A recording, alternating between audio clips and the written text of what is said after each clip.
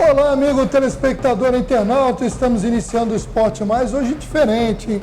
Hoje de volta aqui na bancada para bater um papo com a gente, meu amigo Patrick, e a gente vai falar sobre uma peneira que vai acontecer no município de Magé. Daqui a pouquinho ele vai cumprimentar a gente, falar sobre isso, mas temos aí Brasileirão, Seleção Brasileira, esporte nas cidades, os clubes menores do Rio de Janeiro e muito mais agora no Esporte Mais.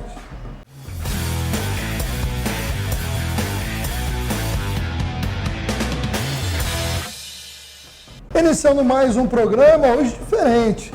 Pedrinho, meu querido amigo Pedro Paz, não está aqui na bancada, mas foi substituído hoje aqui, meu amigo Patrick Veloso Sabino. Eita, saudades. Grande tricolor. Bem triste, bem cabeça triste. inchada hoje, né? Bem triste, mas faz vai parte. estar na final da Liberta, né? Vamos Em torcer busca para da tudo glória certo. eterna, né? Patrick, é um prazer recebê-lo aqui de novo. Obrigado. Patrick veio ao estúdio aqui da TV Cidade, no nosso Esporte Mais, da TV Arte HD e TV Mais. O cara que trabalha em mais de uma, às vezes, né? De vez em quando lá eu confundo também, lá em Teresópolis, na TV Cidade. Mas o Patrick veio aqui para falar com a gente no Esporte Mais sobre a peneira que vai acontecer do Botafogo em Magé. Mas no Jornal Regional ele vai participar com a gente para falar da campanha do Rotary Club, que vai, essa campanha de vacinação, mas você fala lá, que Ok. vamos falar de futebol. Tá ok, vamos falar de futebol.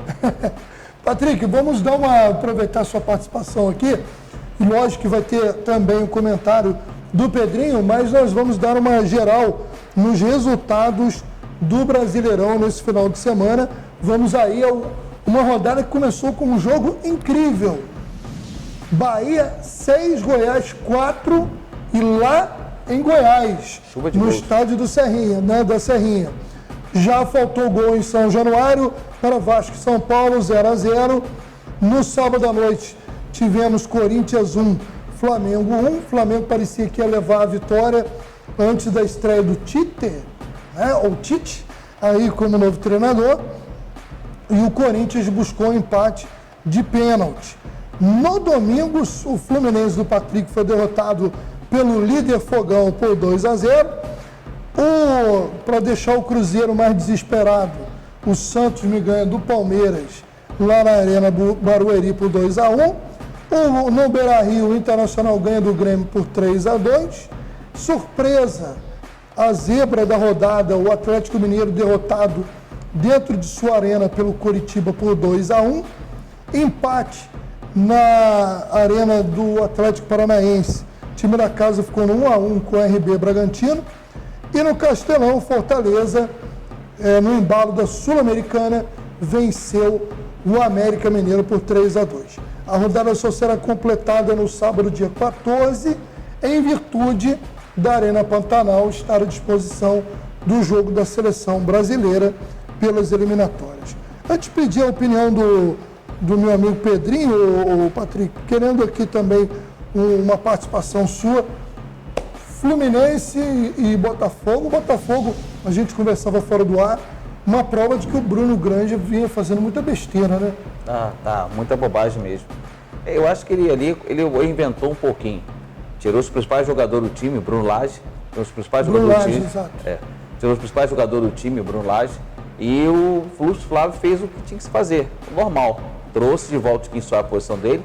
E o grande barato foi trazer o Tietê. Aí encaixou as peças, postou os dois homens de lado para correrem muito. E detalhe, conseguiu forçar. Era como o Botafogo vinha jogando Era antes. normal, não inventou moda. Antes do Bruno Lage, na época do Luiz Castro, era aquele ali, o meio-campo, o Tietê fazendo um baita de um campeonato. Tiquinho, que no jogo passado começou no banco. Baita jogador. Como é que começou no banco? É o melhor rapaz? centroavante do país, brigando com o Cano ali, a devidas proporções, campeão da Libertadores, o artilheiro, né? Mas o Tiquinho é um baita de um jogador. No brasileiro é o melhor. É o melhor. No brasileiro é o melhor é o centroavante de melhor. atividade no país. E se ele merece essa camisa da seleção, tá merecendo a seleção. E assim, e o detalhe, fez feijão com arroz, botou dois caras rápido pelo lado, trouxe de Plácido de volta para lateral, também foi outra boa jogada As dele. invenções, né? Acabou, o time voltou a jogar o que tinha que jogar. Forçou o Fluminense, velocidade, contra-ataque, arrumou 2 gols e tocou o processo. O Fluminense acordou, chegou a empurrar o Botafogo um pouquinho para casinha, mas não teve jeito. O Botafogo foi mais consistente, a vitória foi merecida. Viu o Diniz à beira do campo lá surtando com o jogador. O Fluminense demorou a entrar no jogo. Quando entrou, começou a guerrear. Mas é 2 gols num clássico, e clássico é difícil. Clássico é difícil. Mais uma vez, o Fábio foi um dos heróis do time também, né? Goleiraço, né? Goleiraço. Que saudade. Quando ele vestia... Era do Cruzeiro, né? Anos e anos e anos, né? Era do Cruzeiro. Que saudade. De vez em quando o Rafael Cabral toma um piau lá, a gente pensa que saudade do Fábio. E queriam levar de volta para ele, falou que não vai. Mas dizem que vão tentar arrumar pelo menos um jogo de despedida, né? Mas, merece. Bom, vamos aproveitar aqui também, hoje Mauá dominando aqui o programa, o Patrick lá de Mauá, e meu amigo Pedrinho vai entrar diretamente de Mauá para também falar aí sobre a rodada do Brasileirão. Pedrinho, fala primeiro pra gente aí, já complementando um pouquinho do que o Patrick falou, sua opinião do jogo Fluminense 0, Botafogo 2, e aí? Botafogo 2-0 em cima do Fluminense. Júnior Santos e Tiquinho Soares, né? Um jogo que realmente comprova aí que às vezes você querer inventar em cima do que está dando certo não é bom. O Laje já foi embora, o Lúcio Flávio fez o beabá, colocou o time do jeito que jogava e com profundidade, um time que todos correm por todos, time organizado, defesa, sai, ataque, passa pelo meio campo, segura a bola. É o jogo jogado que eu sempre falo, né? Fluminense aí vindo uma maratona, já tá com a cabeça na Libertadores, apesar do Diniz dar aquele esporrinho, né? Ali naquela hidratação dos jogadores, muito nervoso, falando que queria o empate ainda no primeiro tempo. Mas é isso, um grande clássico. E o Botafogo aí é só seguir, fazer o básico, né? Se fizer o básico, vai levar esse título mole. Um monte de times aí, a maioria tudo escorregou. Ele ganha mais uma gordurinha. E é isso, o Botafogo, eu acho que não perde mais esse título não, Maurício. Faltam aí 12 rodadas, né, ou 11. Eu acho que já, não vamos proclamar, mas vamos já, uma mão na taça ele já tá. Bom, vou continuar lá com o Pedrinho, e a gente vai falar agora. Pedrinho, fala na sequência do seu Vasco, que se complicou mais uma vez, né, tava reagindo, já vem aí 2 jogos sem vitória, e o Flamengo. Flamengo, acho que a maior expectativa não é nem falar exatamente do jogo com o Corinthians, mas o que vai acontecer a partir desta terça-feira, quando o Tite assumir. Maurício, o Vasco, numa situação não muito boa, foi de novo para a área da degola, né? Quer dizer, ele não sai dali, né? Ele ganha 1 pontinho, 3 pontinhos, vai e volta. A sorte dele é que os outros também, apesar do final de semana ter sido bom para alguns times que estão ali brigando, mas o Vasco tem condição aí de sair tranquilo.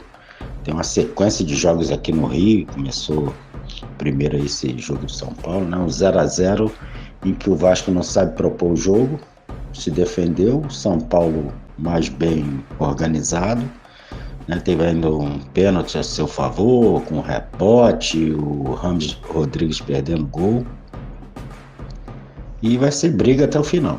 O Vasco não tem aquele homem ainda, o Paê fora de forma, aquele homem que segura a bola, que pensa o jogo, porque até tem velocidade com o pet, e tá difícil, mas dá para ainda sonhar, né, de sair dessa situação.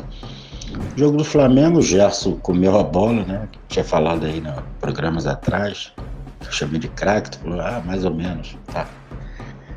Comeu a bola, fez um golaço. Fábio Santos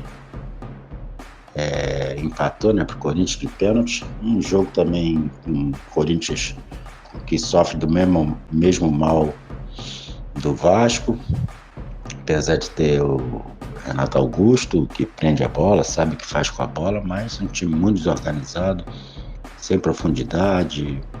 E o Flamengo jogou até bem, fez um bom primeiro tempo, caiu aí no tal do pênalti, né? Que vem acometendo aí vários clubes aqui nesse Brasileirão.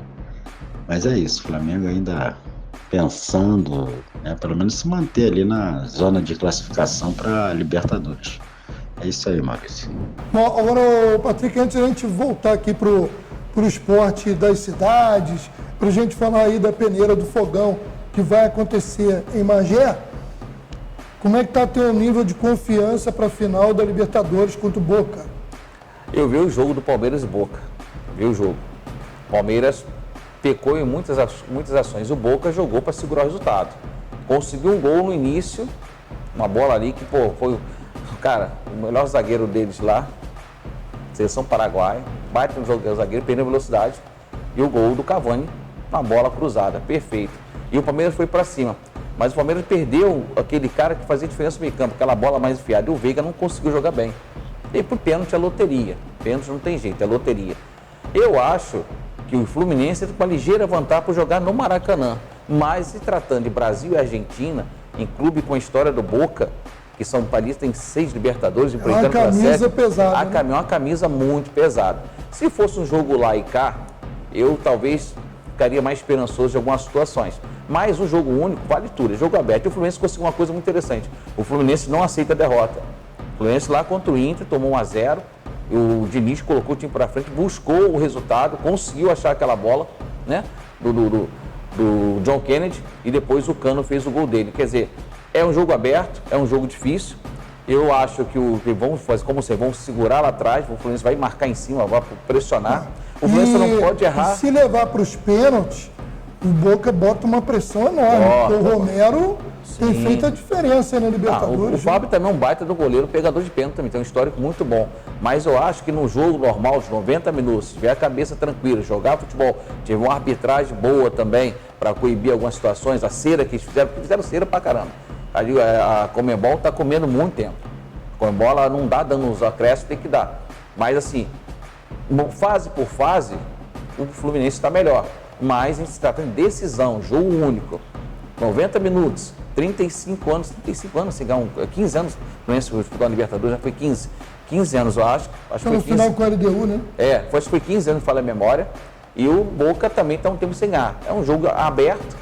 A única vantagem do Fluminense é jogar no estádio do Maracanã. Ponto. E vamos tentar fazer o melhor. Gramado perfeito, disposição e seja o que der. Aí, como falou, é apenas um jogo, mas é um jogo que vale um título importante. Verdade. Muito importante. Bom, vamos falar agora, lembrar também, né, que além de Fluminense e Boca pela Libertadores, teremos Fortaleza e LDU pela Sul-Americana, e a gente torce, óbvio, para o Fortaleza, né, o Leão do Pici, ser o grande campeão da Sul-Americana. Agora vamos falar aí sobre os clubes menores do futebol do Rio de Janeiro e lamentar que mais uma vez o Volta Redonda bate na trave para subir para a Série B. O Volta Redonda ganhou o Paysandu de 1-0, igualou em pontos, mas perdeu no saldo de gols. Precisava golear. O Volta Redonda ficou com saldo -1, o Paysandu com 1 de saldo, o Amazonas foi o primeiro colocado do grupo C, Paysandu e Volta Redonda ficaram com 10, o saldo de gols é que definiu. E no outro grupo, que é o grupo B, o Brusque foi o primeiro colocado com 13 pontos, e o Operário de Ponta Grossa do Paraná venceu o São Bernardo por 1-0 e também passou no saldo de gols. E aí já os 4 times subiram, Brusque, Operário, Amazonas e Paysandu, e a final, aí nós não temos semifinal esse ano, já vai direto para a grande decisão, Brusque e Amazonas vão decidir. Mas vamos dar um giro aí pelos clubes menores do Rio de Janeiro. Tem Mageense hoje jogando pela Série B2, né?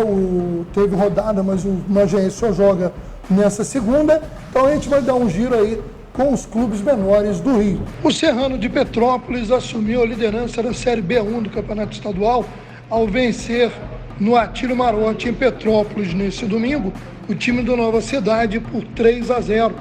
Com a vitória, a equipe do Leão da Serra chegou a 12 pontos, mesmo número do Duque de Caxias, mas com vantagem nos critérios de desempate.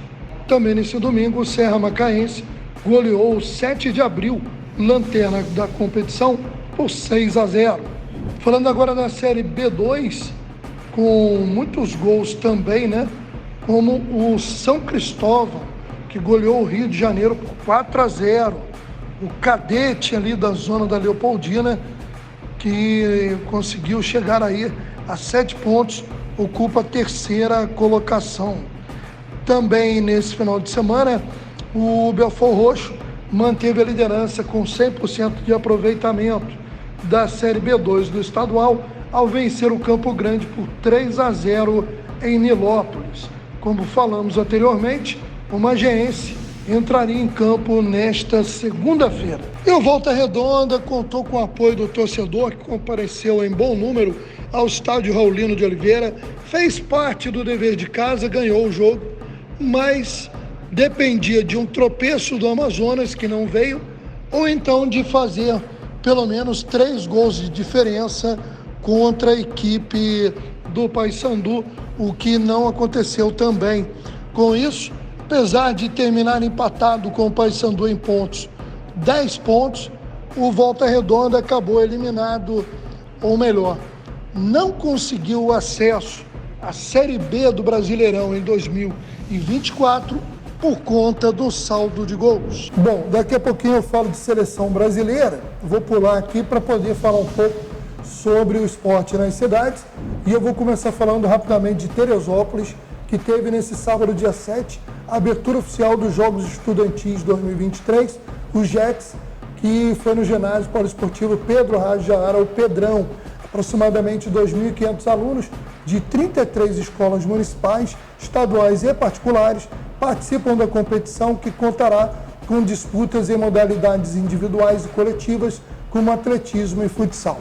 A festa contou com a entrada das delegações das escolas, hino nacional, hino Teresópolis, o acendimento da chama olímpica e o juramento dos atletas. A realização da Prefeitura, através das Secretarias de Esporte e Lazer e também de Educação.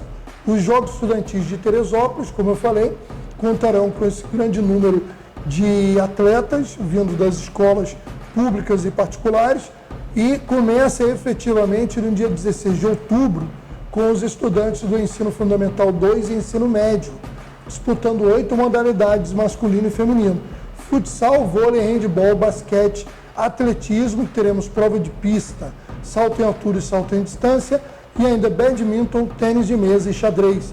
Os jogos acontecerão no Ginásio Pedrão, no Clube Comari, na Casa de Portugal, no Teresópolis Golf Clube e na Escola George March.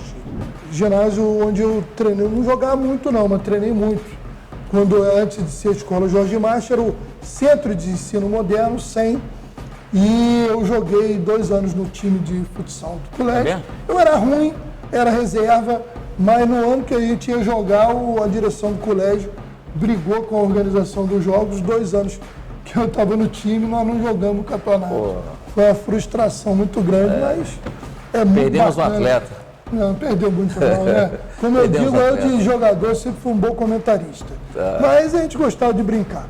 Mas os jogos, eu digo isso porque na época eram os Jogos da Primavera, era outro nome. E os alunos, os estudantes, tinham aquela questão de querer participar, de estar no time do colégio. E eu fui sábado na abertura lá no Pedrão, e a gente relembra, né, ver a garotada lá motivada. Saudade, e acho muito bacana que o esporte é fundamental para a sua juventude, que é como você faz o teu trabalho. E aí eu queria falar justamente disso, porque para quem não conhece o Patrick, que durante muito tempo foi meu colega de bancada aqui no Esporte Mais, ele tem um projeto muito bacana em Mauá, no município de Magé, que é o Projeto Brasileirinho. Então, Patrick, vamos relembrar um pouquinho do Brasileirinho, quanto tempo está, onde vocês treinam, para depois a gente falar dessa peneira de fogão. Com essa introdução aqui, eu acho que eu posso falar pouco. Vamos lá, o Projeto Brasileirinho tem 3 anos de vida. Nós estamos na praia de Mauá e há 3 anos no campo do Pacobaíba. O projeto é sem fins lucrativos, ele é estritamente público, né? Não cobramos mensalidade nenhuma das crianças, pelo contrário, nós ajudamos muito a garotada. Eles não têm chuteira, não têm uniforme, não tem nada, nós conseguimos ajudar com parceiros que nos apoiam sempre. Eu falo pessoas com responsabilidade social, né? Que doam o seu tempo, doam material esportivo, doam lanche.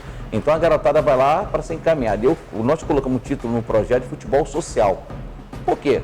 O o social abrange várias áreas, né? Desde esporte, educação, saúde, cultura e tal, isso envolvido. Nessa brincadeira, nós temos um garoto nosso aprovado no Nova Iguaçu, um atacante nosso de 9 anos, já está fazendo gol a Vera lá, que é o Wesley Thales, né? Temos com o segundo, que é o Miguelzinho Crespo, que também estava fazendo avaliação, infelizmente teve que fazer uma cirurgia urgente de apendicite, né? Mas vai volta ano que vem. E agora o grande barato da história do projeto é que a gente sempre realiza peneiros. Só lá no Pacobaíba nós conseguimos fazer peneira do peneira do Olaria, do Barra, do Boa Vista, e para Portuguesa, e trouxemos um olheiro do Fluminense também na época. E agora, nesse inteirinho todo, já nossa possibilidade para a garotada, entre outras situações, nós vamos ter um garoto aprovado no Flamengo, foi o Miguel Maurício, que não deu continuidade, mas foi o Flamengo também, de 38 moleques. E agora, para a nossa felicidade, conseguimos uma peneira para o Botafogo, isso mesmo. Meu amigo Alexandre, do Bonfim, fez uma peneira lá primeiro, do Botafogo, traz a garotada aqui, tá, pô, será que a gente não consegue trazer a peneira para cá? E lá, conversando com o Alexandre, apresentou o professor, e fechamos a peneira para Mauá, no campo do Pacobaíba, no nosso velho e bom campo do Pacobaíba. Então, a peneira vai ser 19 de outubro, tá? Vão ser 2 horários. Eu vou até pegar uma colinha aqui, na parte da manhã, de 8 a meio-dia, garotada de 9 anos e 11 anos. Na parte da tarde, 14 a 17, garotada de 13 e 15 anos. Isso é muito bacana.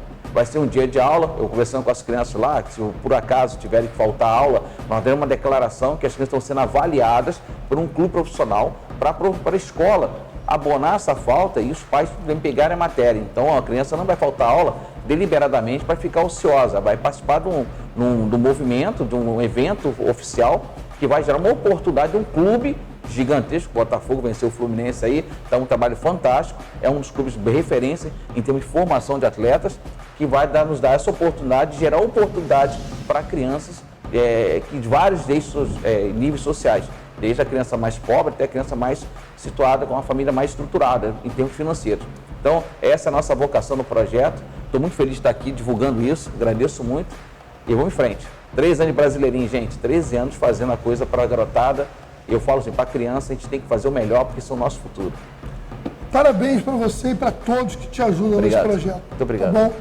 Bom, olha só, vamos falar aqui de seleção brasileira, né? Porque nós não teremos aí rodada do Brasileirão em virtude justamente da eliminatória sul-americana. Então, olha só, vamos procurar aqui para a gente poder falar certinho, né? Com relação à seleção brasileira e destacarmos aí o Brasil que vai, né, sob o comando do Fernando Diniz, em mais um jogo. Vamos relembrar aqui, né, o Brasil encara nesse feriado do dia 12 a Venezuela, em Cuiabá, e o Uruguai, aí um jogo mais difícil, o Uruguai lá em Montevidéu no dia 17. Né? Então, vamos relembrar aqui os convocados aí do Diniz, né? O goleiro Alisson do Liverpool, Ederson do Manchester City, Lucas Perry do Botafogo. Laterais Danilo da Juventus, Wanderson do Mônaco, Caio Henrique do Mônaco. Aí teve jogador que saiu já com contusão, teve mudança, o próprio Renan Lodge também. Aí os zagueiros, Bremer, essa é a convocação inicial. Bremer, Marquinhos, Gabriel Magalhães e Nino. Meio campo, André, Casemiro, Bruno Guimarães, Gerson do Flamengo e Rafael Veiga do Palmeiras. E os atacantes, Neymar, Rodrigo, Vinícius Júnior, Gabriel Jesus, Richarlison, Rafinha e Matheus Cunha. Bom, eu acho que o Brasil é favoritaço contra a Venezuela. Sim. E um jogo mais encardido contra o Uruguai, porque o Uruguai também está num processo legal de renovação. Tem alguns jogadores que estão brilhando no futebol europeu, né? E tem o próprio Arrascaeta, embora Valverde está jogando no Real Madrid, que tem jogado muito. Muito bom jogador. Né? Então o Uruguai é um time que vai dar trabalho. Eu acredito que é um dos times que vai brigar na parte de cima das eliminatórias. Vamos torcer para que tenhamos. Acho que o maior problema do Brasil nesses jogos agora, como aconteceu com o Peru, é a metodologia do Diniz de sair com um jogo apoiado. O pessoal entender esse negócio, porque no jogo do Peru nós erramos tudo. E achou um jogo numa bola parada que é gol de treinamento, é gol de jogada ensaiado. Então sai com a bola dominada de trás, esse jogo, e esses caras estudam uns aos outros, com certeza vão saber que a gente vai querer propor isso ali e vão usar isso a favor do time deles. O jogo contra o Uruguai é um jogo mais catimbado, ainda mais lá, no Centenário, né? É verdade. Lá é difícil. Só lembrar aqui, 4 jogadores que o Brasil perdeu nessa convocação foram o Caio Henrique, o Renan Lodge e o Wanderson. Né? Para os lugares foram chamados aí o Guilherme, só 3 eram laterais. Aí o atacante Rafinha. Então, Rafinha. O Caio Henrique, o Renan Lodge e o Wanderson, ou seja, 3 dos 4 laterais que ele convocou, e mais o Rafinha.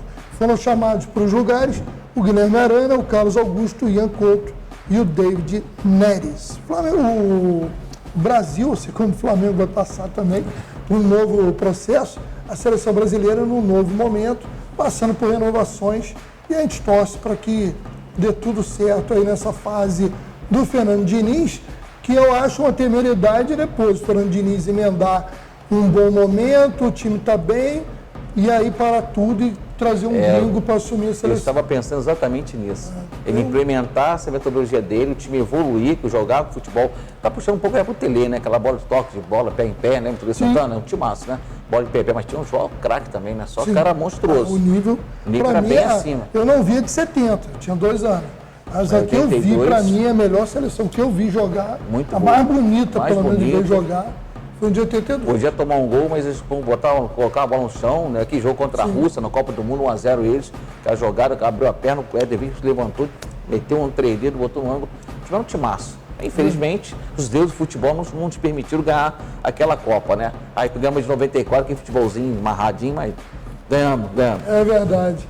Bom, antes de chegarmos ao final do programa, aqui só algumas notas sobre o esporte em geral. Primeiro, Fórmula 1. O agora tricampeão mundial de Fórmula 1, Max Verstappen, fechou com chave de ouro aí o fim de semana no GP do Catar. Ele largou na pole position, foi direto, e o triunfo dele, por exemplo, no entanto, foi um pouco ofuscado pela batida entre as duas Mercedes, né? Na largada, o Lewis Hamilton e George Russell bateram os dois na mesma escuderia. Por outro lado, falando em dupla de escuderia, a McLaren completou o pódio com o Oscar Piastri em segundo lugar e o Lando Norris em terceiro. E parabenizar a ginástica artística brasileira, porque principalmente para toda a equipe, mas a Rebeca Andrade, fenômeno, foi né? Lindo, foi lindo. De 6 pódios possíveis para mulheres no Mundial de Ginástica disputado em Antuérpia, a Rebeca esteve em 5, sempre dividindo ali com a Simone Biles, aquele fenômeno da ginástica. Mas as duas têm, inclusive, uma relação muito bacana, né? A americana conversou sobre o futuro com a brasileira, dançou e até reverenciou o talento da brasileira. A Rebeca terminou com 5 medalhas. Prata na disputa por equipes, foi conquista inédita para o Brasil, e no individual geral. Além disso, ela ganhou ouro no salto, ganhando da própria Simone, e prova que ela é atual campeã olímpica, medalha de bronze na trave, e aparelho que ela tem um pouquinho mais de dificuldade, e prata no solo, que se tornou ainda mais marcante com a sua amiga Flavinha Saraiva em terceiro lugar.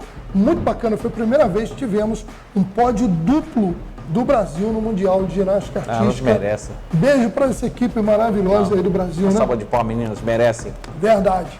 Meu amigo Patrick, obrigado, cara. Foi um prazer recebê-lo mais uma vez aqui na bancada. Espero voltar aqui com o Fluminense campeão da Libertadores.